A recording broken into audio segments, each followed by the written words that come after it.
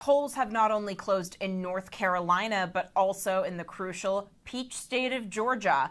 And from Georgia, we are talking to our own Anna Giartelli, who is reporting with the Georgia Secretary of State, Brad Raffensperger. But first, Anna, I want to get your response to some early exit polling data that shows a 20-point swing towards Donald Trump with swing voters who have broken for him by 11 points.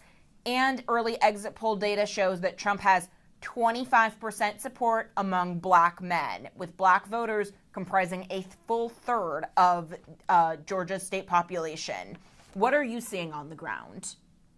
Yeah, for the past 3 weeks being here in Georgia, what I've heard from even black male voters is that they're not sure about voting for Kamala Harris. And I think we're really starting to see in reality there was that hesitation, certainly in the initial results. And the economy is what people are so concerned about. We've seen it since, New Hampshire, Iowa, and South Carolina from the beginning of the year. People who I spoke with today in a battleground county here in Fayette County in Georgia were saying, that's what we're voting for.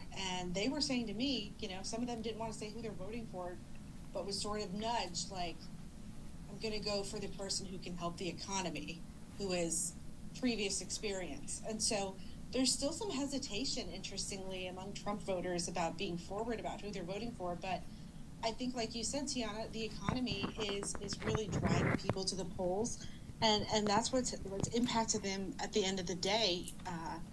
One woman said to me that, I want women's rights. I want the right to have an abortion. But if I can't eat and put gas in my car and live, then those things are secondary. And so it was a really interesting to hear her talk about, why the economy matters more than other issues for her. Yeah, I think voters really don't. Most voters alive today do not remember a sustained inflationary period like we've had in the last 4 years. And that's why exit poll data says economy came in as a plurality, 40% saying it's the most important issue in the election. Second place is democracy with 28%. And so then what about the state of this election? Christian, you're getting reports.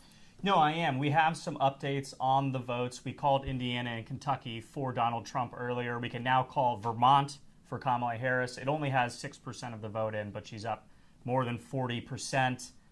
Kamala is also leading in Virginia, which is a state that Republicans had been targeting as a potential flip heading into today. Harris is up 14% there with 3% of the vote counted.